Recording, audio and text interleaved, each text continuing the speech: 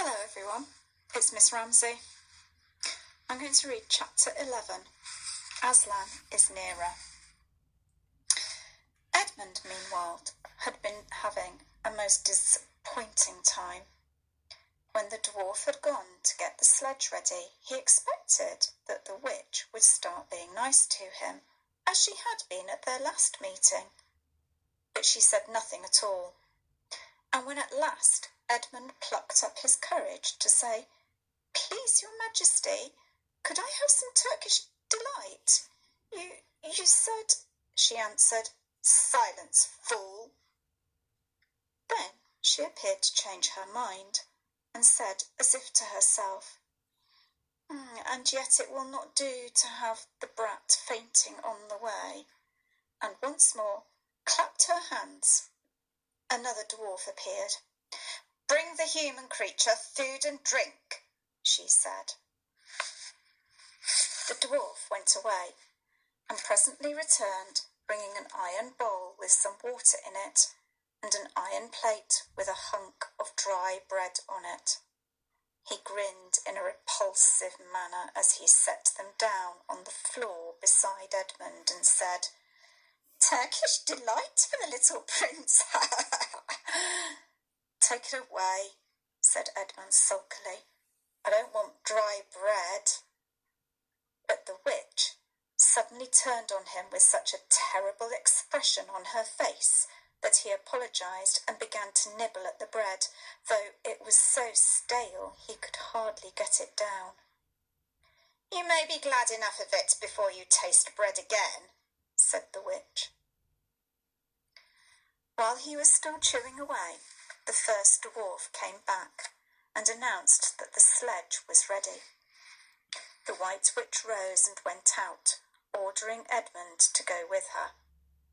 The snow was again falling as they came into the courtyard, but she took no notice of that and made Edmund sit beside her on the sledge. But before they drove off, she called to Malgrim, and he came bounding like an enormous dog to the side of the sledge. "Take with you the swiftest of your wolves and go at once to the house of the beavers," said the witch, "and kill whoever you find there. If they are already gone, then make all speed to the stone table, but do not be seen. Wait for me there in hiding. I meanwhile must go many miles to the west before I find a place where I can cross the river. You may overtake these humans before they reach the stone table. You will know what to do if you do find them." "I hear and obey, O Queen," growled the wolf, and immediately he shot away into the snow and darkness as quickly as a horse can gallop. In a few minutes he had called another wolf and was with him down on the dam and sniffing at the beaver's house. But of course they found it empty. It would have been a dreadful thing for the beavers and the children if the night had remained fine, for the wolves would then have been able to follow their trail, and 10 to 1 would have overtaken them before they had got to the cave. But now that the snow had begun again, the scent was cold, and even the footprints were covered up. Meanwhile, the dwarf whipped up the reindeer, and the witch and Edmund drove out under the archway, and on and away into the darkness and the cold. This was a terrible journey for Edmund, who had no coat. Before they had been going 1/4 of an hour, all the front of him was covered with snow.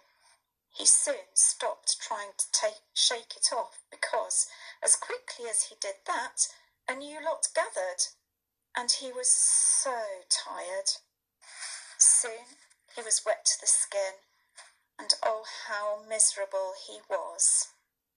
It didn't look now as if the witch intended to make him a king. All the things he had said to make himself believe that she was good and kind and that her side really was the right side sounded silly to him now. He would have given anything to meet the others at this moment, even Peter. The only way to comfort himself now was to try to believe that the whole thing was a dream and that he might wake up at any moment.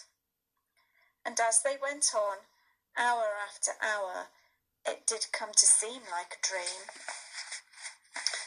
This lasted longer than I could describe, even if I wrote pages and pages about it, but I will skip on to the time when the snow had stopped, and the morning had come, and they were racing along in the daylight. And still they went on and on, with no sound but the everlasting swish of the snow and the creaking of the reindeer's harness. And then at last the witch said, "What have we here? Stop!" And they did. How Edmund hoped she was going to say something about breakfast. But she had stopped for quite a different reason. A little way off at the foot of a tree sat a merry party, a squirrel and his wife with their children, and 2 satyrs, and a dwarf, and an old dog fox, all on stools around a table. Edmund couldn't quite see what they were eating, but it smelt lovely, and there seemed to be decorations of holly, and he wasn't at all sure that he didn't see something like a plum pudding.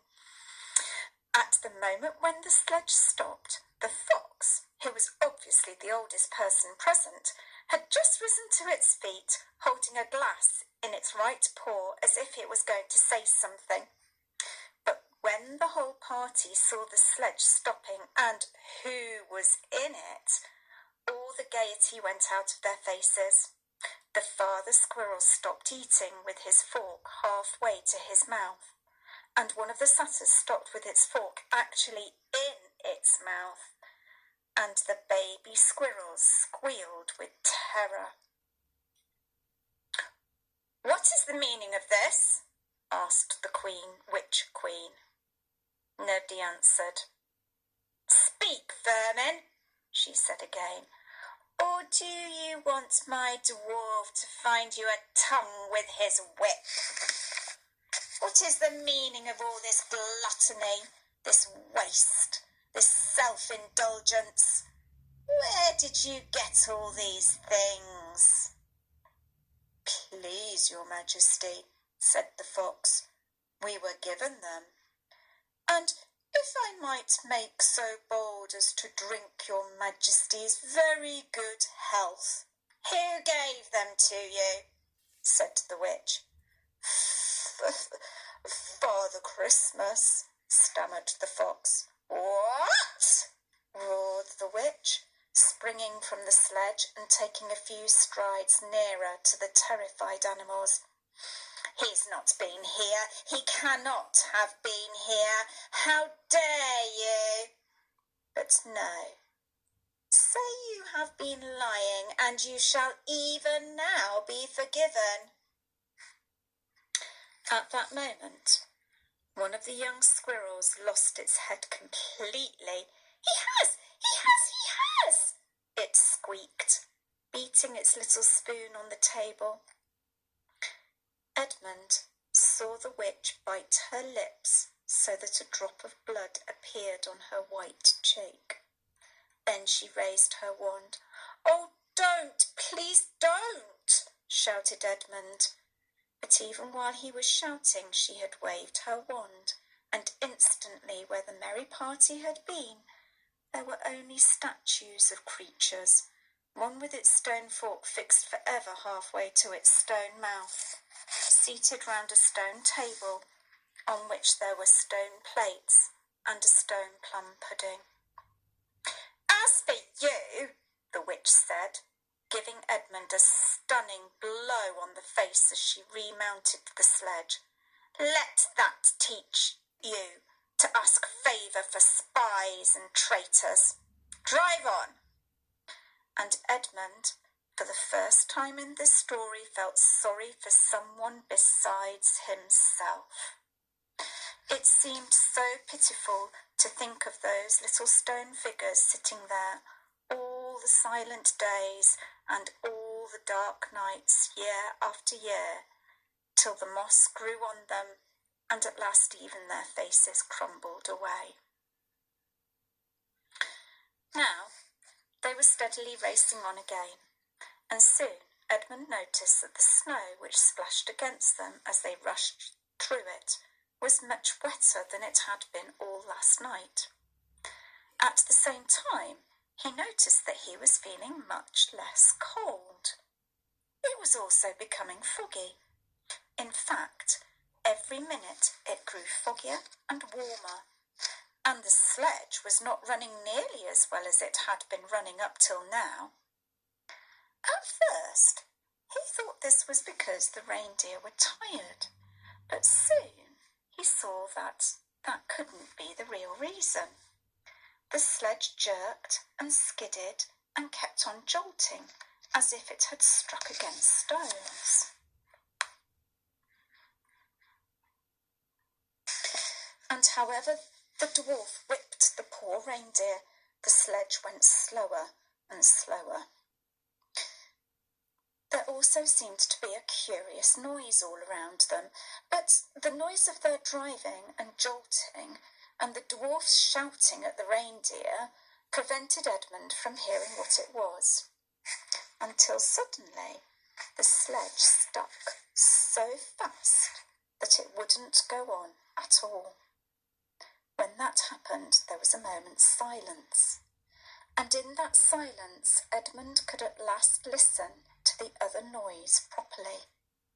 A strange, sweet, rustling, chattering noise, and yet not so strange, for he had heard it before, if only he could remember where.